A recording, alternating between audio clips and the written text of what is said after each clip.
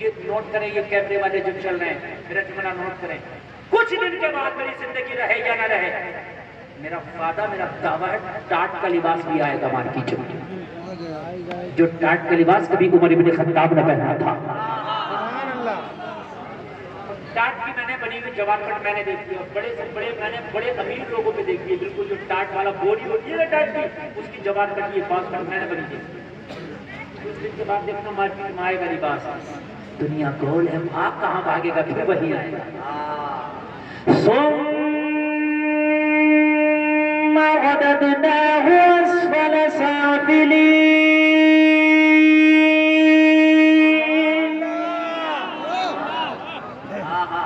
اللہ فرماتا ہے کر لو کتنی طرف تھی، پھر تمہیں پھیر دیں گے پیچھے کی طرف، پھیریں گے تمہیں نیچے کی طرف لائیں گے۔ بچہ ہوتا ہے ڈگمگا کے چلتا ہے، سخت چیز نہیں کھا سکتا، پھر جوان ہو گیا، ہو گیا کہ نہیں ہو گیا، پھر جب بوڑھا ہوا تو وہی ڈگمگا کے چل رہا، وہی ڈگمگا رہا، وہی بالکل وہی۔ اس بچے کو پکڑ دیتا ہے بوڑھے کو، پکڑنے بابا گر نہ جائے، قرآن نے جو کہہ دیا وہ سچ ہے۔ بچے کے منہ میں سخت چیز نہیں دیں گے تو نہ کھا سکے گا، وہی بوڑھا بھی اپنے منہ میں سخت چیز نہیں لیتا نہ کھا سکے گا۔ ثم رددناه اسفل سافلين۔ بھاگو، کہاں بھاگو، کہاں جاؤ گے؟ سارے رسیاں، سارے نظام اللہ کے ہاتھ میں، اس کے ہاتھ میں، زور سے بولو، اللہ کے ہاتھ میں، اللہ کے ہاتھ میں، اللہ کے ہاتھ میں۔ ہاں، حضرت عمر نکلے تھے اسلام کو مٹانے، کہا تھا اسلام کو مٹا کر رکھوں گا، کہا عمر تیرے ذریعے اسلام کو ایسی طاقت دوں گا کہ روم اور ایران کیسے اور کسرا پہ جا کے اگر اسلام کا جھنڈا لہرائے گا تو عمر وہ تو لہرائے گا۔ اللہ جب کوئی زیادہ مخالفت پہ آ جائے تو سمجھ لو وہ دوست بننے والا تھا، وہ لہرائے گا۔ ہر چیز جب گھوم کے اپنے دین پہ پہنچتی ہے تو پھر پیچھے کو آتی ہے۔ دنیا نے بہت ترقی کر لی، چاند پر پہنچ گئے، زمینوں پہ سب کچھ دیکھ لیا، پیٹرولیم کیا کیا تلاش کر لیا، پھر پیچھے ہوٹلوں میں پرانے کھانے، پرانے پہناوے اب تلاش کیے جا رہے ہیں، سمجھ رہے کہ پرانی غذائیں تلاش کر رہے ہیں۔ خدا کی قسم آپ دیکھ لینا، ایک بات اور بتاتا ہوں، دھیرے دھیرے دھیرے دھیرے دھیرے دھیرے دھیرے دھیرے تیرے نبی کا سنت طریقہ بھی لوگ اپنانے پہ مجبور ہو جائیں گے انشاءاللہ۔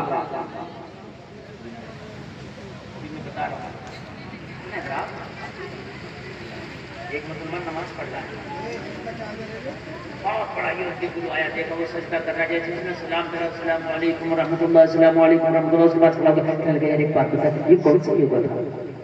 او بھائی یوگا نہیں ہے، عبادت ہے، نماز۔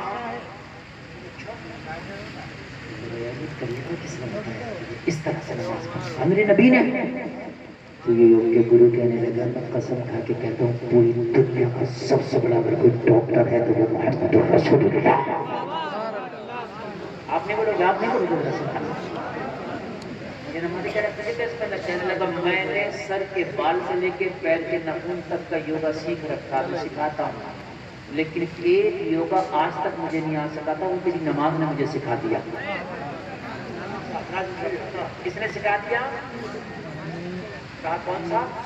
کہنے لگا دماغ میں بہت باریک باریک نسیں ہوتی ہیں، آج تک دماغ کی مکمل نسوں کا ڈاکٹر پوری دنیا میں پیدا نہیں ہوا۔ بہت بڑی بات بول رہا ہوں میں، یہ جو آپریشن ہوتے ہیں نا دماغ کے، سب موٹے موٹے آپریشن ہیں، جو دماغ کی میموری اور دماغ کی نسیں، اگر ایک نس کام چھوڑ جائے دماغ کی تو ہاتھ پیر کام کرنا چھوڑ جاتا۔ بڑے بڑے ڈاکٹر کو میں نے دیکھا دماغ کی نسوں کا بھی پوری دنیا میں ایک ڈاکٹر کیا جو مکمل دماغ کی نسوں کے بارے میں جانتا۔ کہنے لگا دماغ کی بڑی باریک باریک نسیں ہیں، ان نسوں میں اگر بلڈ کا سرکولیشن ذرا دھیمے ہو جائے تو انسان کی یادداشت ختم ہو جاتی، وہ کوما میں چلا جاتا، ہاتھ پیر کام کرنا چھوڑ جاتا۔ کوئی ایسا یوگا مجھے نہیں مل رہا تھا کہ دماغ کی نسوں میں خون کو توازن کو برقرار رکھا جائے، کوئی ایسا یوگا تو وہ تیری نماز سے گیا۔ اس نے کہا دل نیچے ہے اور دل کا کام ہے پوری باڈی میں بلڈ کو سپلائی کرنا. ہاں ہاں ہاں, دل سپلائی کرنا نہیں کرتا ہے. اچھا نیچے موٹر لگی ہے, اوپر اس کی منزل پر پانی جا رہا ہے تو لوڈ پڑے گا نہیں پڑے گا؟ اچھا موٹر اوپر نہ تو پانی نیچے کو اس کا چھوڑ دو تو آسانی سے آئے گا کہ نہیں آئے گا؟ موٹر کی ضرورت نہیں پڑے گی, خالی پیپ ڈال دو اوپر بالٹی میں, نیچے خود بخود خالی ہو جائے گی. کہنے لگا سر اوپر ہے, دماغ اوپر ہے, ہارٹ نیچے ہے, دل نیچے ہے. یہ جب پمپنگ کر کے اوپر دماغ میں خون پہنچاتا ہے تو اس پہ لوڈ پڑتا ہے, اچھے سے سرکولیشن نہیں ہو پاتا ہے. لیکن میں نے دیکھا نماز میں جب تو سجدہ کر رہا تھا تو دل اوپر ہو گیا تھا, دماغ نیچے ہو گیا تھا. جتنی دیر تو سجدے میں ہے ہاتھ آرام سے دماغ کی نسوں میں خون کے توازن کو برقرار رکھے گا. اگر انسان زندگی میں سجدہ کرتا رہے تو دماغ کے مریض ہونے کے چانسز ختم ہو جائیں گے. ماشاء اللہ. ہاں ہاں ہاں ہاں ہاں. کہاں بھاگ رہے ہیں آپ؟ کہاں بھاگ رہے ہیں آپ پوری دنیا کے پیچھے؟ دنیا جا رہی ہے تیرے نبی کے پیچھے. یار ذرا زور سے کیا تمہیں اذانوں کا پتہ نہیں آتا؟ اذانیں ہو رہی ہوتی ہے, موبائل چلا رہے ہوتے ہو, تمہیں نہیں آتا پتا.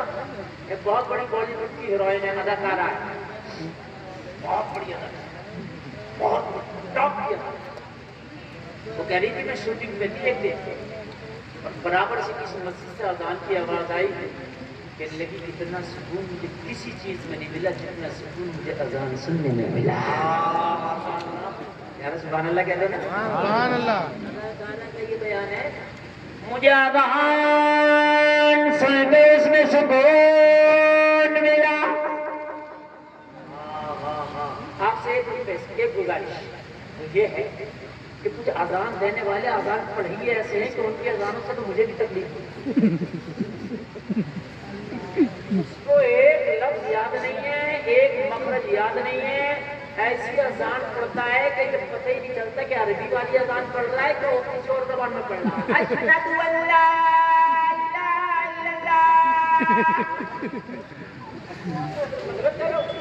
اب اس سے کبھی تو اذان نہ پڑھ یا تو مشق کے سیکھے تو لڑ جائے گا, ڈنڈا لیتے آ جائے گا, اور بار بار مخرج صحیح سے آزان تاکہ اذان لوگ سنیں تو ان کے دل مسجد کی طرف کھینچے چلے جائیں. ماشاء اللہ ماشاء اللہ. لیکن اور اچھا مؤذن رکھو, تم بھی نہیں رکھو, تمہیں بھی فری والا مؤذن چاہیے. اس میں نچنیا اور قوالی اور مقابلہ تو کرا لو گے آپ کئی لاکھ کا, مگر مؤذن کو نہیں دے سکتے آپ 10,000 روپیہ, کیونکہ جو اچھا مؤذن آئے گا مشاق ہوگا, قواعد کی رعایت کرے گا, صحیح طریقے سے اذان کرے گا, جس کی اذان سن کر کے مسجد کی طرف دل کھینچا چلا جائے. ایسا مؤذن پیسوں سے ملے گا, تمہیں چاہیے فری والا. فری والے تو ایک گاؤں کے کھانستے وہ طبقہ ہی آئے گا, یہ ددہ ہی آئے گا. ایسی اذان پڑھتے ہیں, یقین کرنا. ایک تو اذان پڑھا تھا معاذ اللہ, اللہ اوپر اللہ اوپر.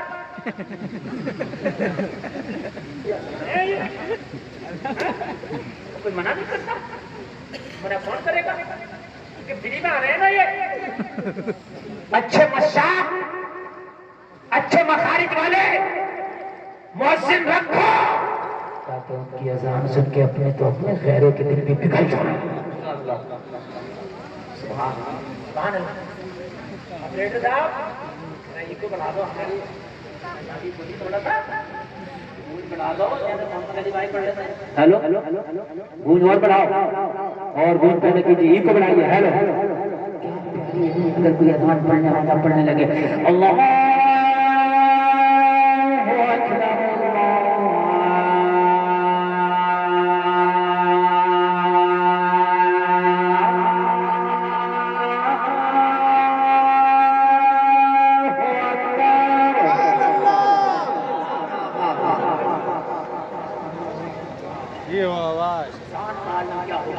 کبھی مسجد نبی پڑھوانے والا امینہ طلال تھا, پڑھنے والا بلال تھا.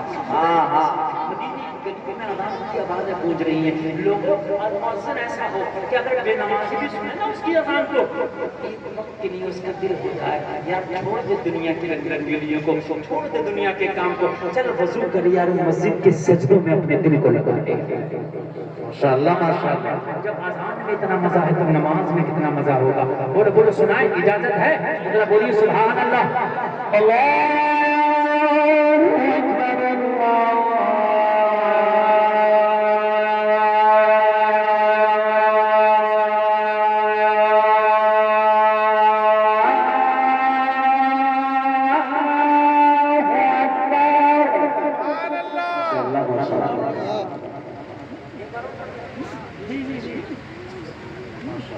پڑھ دیتے ہیں، بڑی اچھی بات ہے، آپ کو اچھا ہے۔ اچھا یہ بتائیے، یہ جو میں اذان پڑھ رہا ہوں، یہ تو نماز کی مزہ آ رہا ہے، نہیں آ رہا؟ دل لگ رہا ہے؟ یہ مسجد میں پڑھی جائے گی لیکن مزہ آ رہا ہے۔ سبحان اللہ۔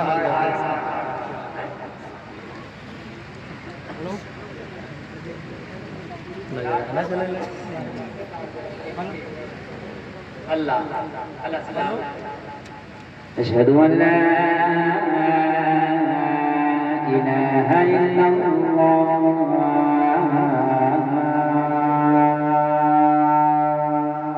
سبحان اللہ۔ اشہد ان محمد رسول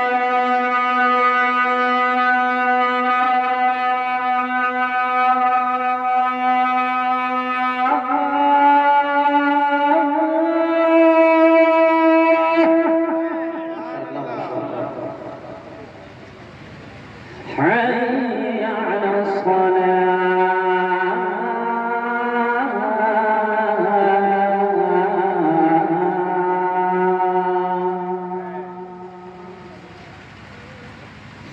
حي على الفلاح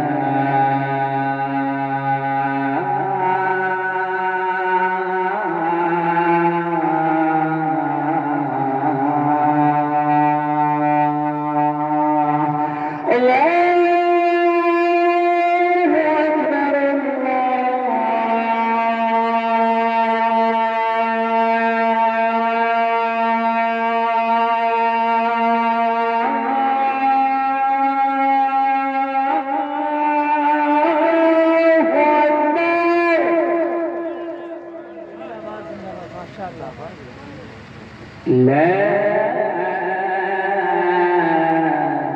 إله إلا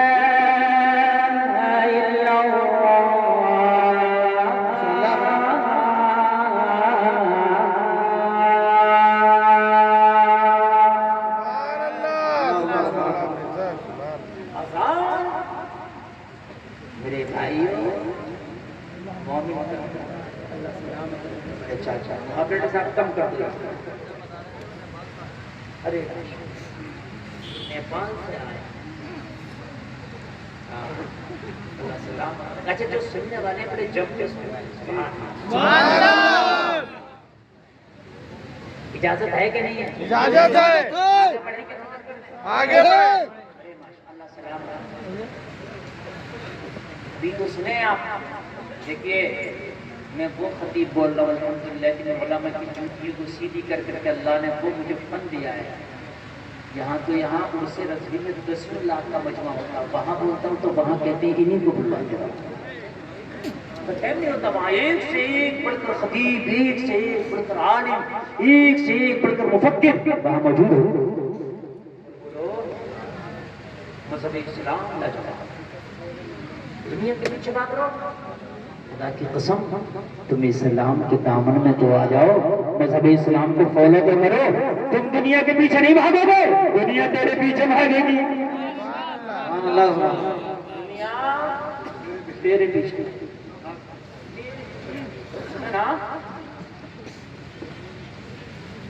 عرض کی آقا جنگ کے فاتح بن کے لوٹے، کافر کی بیٹی ہے جو ہماری جنگی قیدی بنی ہے۔ بات ادھوری نہیں رہے گی، بات پوری ہوگی۔ نبی نے فرمایا اچھا چادر دو، کھانا دو، پانی دو، اور بھی کچھ اگر اس کی خواہش ہے تو پوچھو۔ محمد کی شیتل چھایا میں آئی ہے، بے ارمانی نہ رہے، صحابہ کی پوتر جماعت اس کے پاس پہنچی، بیٹی کھانا کھا لے، پانی پی لے، چادر دے دی، عزت دے دی، اور کہا ہمارے نبی نے فرمایا کچھ اور اگر چاہیے تو مانگو وہ بھی ملے گا۔ کہ لیکن تمہارے نبی مجھ سے پوچھنا چاہتے ہیں کہ کچھ چاہیے تو ملے گا، دیں گے؟ کہا ہمارے نبی کا دامن اتنا تنگ نہیں ہے کہ تیری مراد اس کے اندر سما نہ سکے۔ بتا بتا ملے گا۔ لیکن میں تو دشمن کی بیٹی ہوں۔ کہا ان کی نظر میں دشمن کی بیٹی بھی بیٹی ہی ہوتی ہے۔ لیکن قربان جاؤں مذہب اسلام پر، ایک میرے بھی مذہب والے ہیں، اگر دشمن کی بیٹی آ جائے تو اس کی عزت کو نوچ لیا جاتا ہے۔ کہا یہاں دشمن کی بیٹی آ جائے تو اس کی عزت کی ضمانت دے دی جاتی ہے۔ کہ جو مانگو گی دے دیں گے، ہاں ہاں جو مانگو کیا ڈیمانڈ کرو تمہیں ملے گا۔ لیکن دشمن کی بیٹی تب بھی ملے گا، تب بھی ملے گا، مانگو تو کہنے لگی پھر اس محمد کے پاس لے کر اس کا مکھڑا بھی دیکھ لوں گی اور اپنی خواہش بھی رکھ دوں گی۔ سبحان اللہ سبحان اللہ۔ اس محمد کی بارگاہ میں بھی چلو، اس کا مکھڑا بھی دیکھ لوں گی اور اپنی خواہش بھی رکھ دوں گی۔ لوگوں میرے کریم مصطفیٰ کی بارگاہ میں لے جایا گیا۔ او دنیا کے پیچھے بھاگنے والوں، او دنیا کے نئے طریقوں کو اپنانے والوں، کان کھول کر کے سنو، میرے نبی کا طریقہ ہی لاجواب ہے۔ اس کافر کی بیٹی کو میرے نبی کی بارگاہ میں لایا گیا، کریم مصطفیٰ کی بارگاہ میں کھڑی ہے، نگاہیں جھکی ہے۔ کریم مصطفیٰ نے فرمایا مانگ، کیا مانگنا چاہتی ہے؟ محمد کا دریائے کرم جوش پر ہے۔ سبحان اللہ سبحان اللہ۔ کہنے لگی میں نے سنا تو کچھ اور تھا، میں نے سنا کچھ اور تھا، لیکن آپ سے کچھ اور دیکھ رہی ہوں۔ سبحان اللہ۔ میرے نبی نے فرمایا سننے سے کام نہیں چلتا، اب تو دیکھ لے۔ اللہ اللہ کہنے لگی جو میں مانگوں کہ مجھے دے دیا جائے گا؟ ہاں ہاں دے دیا جائے گا۔ میرے نبی کی بارگاہ میں عرض کرنے لگی میں تمہاری جنگی قیدی ہوں، آپ کے صحابہ نے مجھے قیدی بنا رکھا ہے، میں چاہتی ہوں مجھے رہا کر دیا جائے، مجھے چھوڑ دیا جائے، مجھے آزاد کر دیا جائے۔ اتنا کہنا تھا، جلسے میں آنے والے میرے قریب مصطفیٰ فرماتے ہیں بیٹی تو رہائی مانگتی ہے، محمد تجھی کو رہا نہیں کرے گا۔ ارے محمد تو پوری دنیا کو غلامی کی زنجیروں سے رہا کرنے آیا ہے۔ جاؤ میں نے تجھے آزاد کر دیا۔ جانے لگی، لیکن تمہیں جا بھی ایسے نہ جا۔ لیکن کیوں؟ کہا تو میری بارگاہ سے جا رہی ہے، اگر راستے میں تیرے ساتھ غلط ہو گیا تو ضمانت ہے کہ محمد کی بارگاہ سے آ رہی تھی غلط ہوئی۔ میرے یہ صحابہ اپنی تلواروں کے سائے میں تجھے لے کر کے جائیں گے، تیرے گھر تک کی ذمہ داری محمد لیتا ہے۔ گھر تک کی ذمہ داری صحابہ تلواروں کے سائے میں اس کو لے کر چلے، بڑی شان سے جس کوئی منتری جانا ہوگا، اس کا گھر آ گیا، اس کی چوکھٹ آ گئی، اور اس کی چوکھٹ پہ جیسے دستک اس خاتون نے بھائی نکل کر کے آیا، اپنی بہن کو دیکھا، صحابہ کو دیکھا، آنکھ بگولا ہو گیا، تلوار نکالی، کہنے لگا یہی تو ہے جو میری بہن سے میدان جنگ سے میری بہن کو جنگی قیدی بنا کے لے گئے تھے، ایک ایک کا سر قلم کر دوں گا۔ جیسے ہی تلوار نکال کے صحابہ کی طرف بھائی دوڑا، بہن سامنے آ گئی، کہنے لگی ان کا سر قلم کرنے سے پہلے تجھے بہن کا سر قلم کرنا پڑے گا، ان کی لاشیں گرانے سے پہلے تجھے بہن کے لاشیں سے گزرنا پڑے گا۔ کہنے لگا بہن میں سنتا تھا محمد جادو کرنے دیں گے، تیرے اوپر بھی جادو کر دیا۔ کہنے لگی میرے بھائی محمد جادوگر نہیں ہے، کافر کون ہے؟ اخلاق و کردار کا تاجدار ہے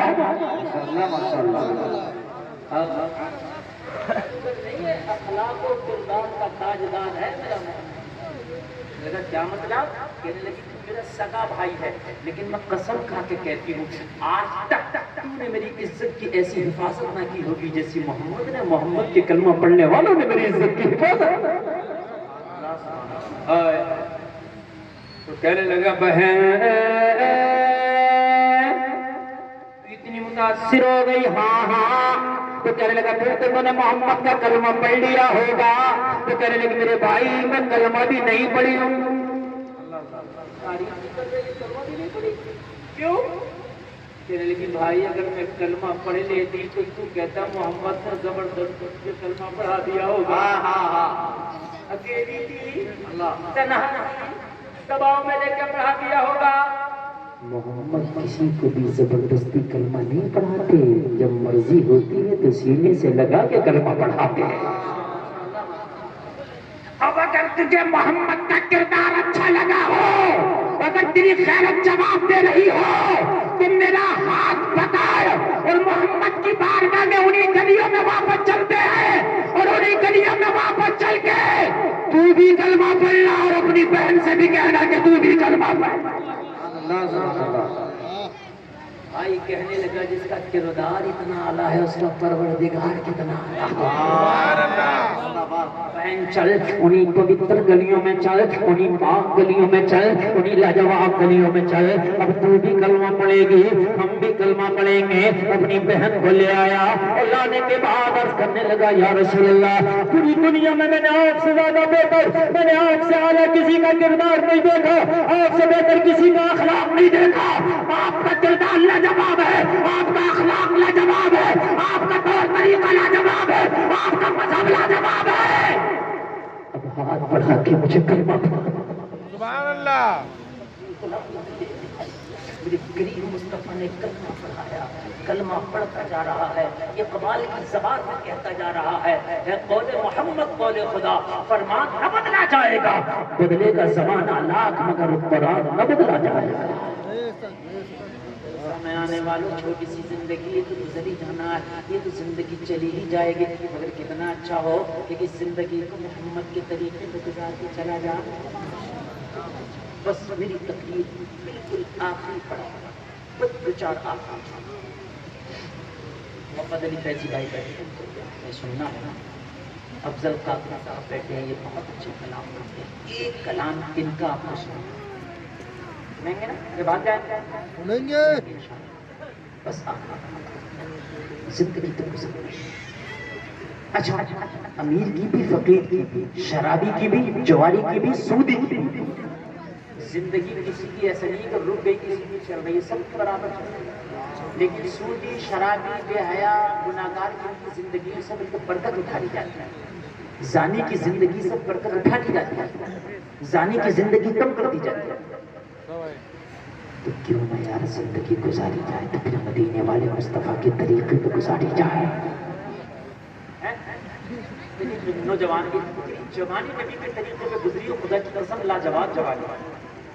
تم کہتے ہو جوانی دیوانی, لیکن جوانی دیوانی ہالی ووڈ کی نہیں, جوانی دیوانی مصطفیٰ کی سنتوں کی کرتا ہو. کتنا اچھا, تو مرے گا, تیرے جنازے کا زمانہ ہو رہا ہوگا, آنسو بہا رہا ہوگا, تیرا جنازے سے بات ہوئے گی, تو مسکرا کے کہہ رہا ہوگا, میرے جنازے پر رونے والوں, فریب میں ہوں بغور دیکھو, مرا نہیں ہوں, ہمیں نبی میں لباس ہستی بدل گیا. سلامت رکھ کے کہنے سے زیادہ ہم سب کو عمل کی توفیق.